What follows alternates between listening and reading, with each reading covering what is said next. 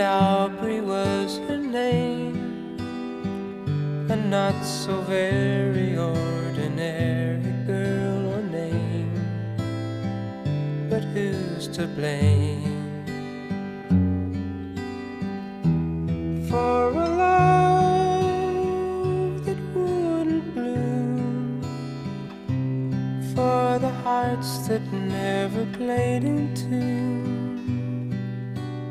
like a lovely melody that everyone can sing,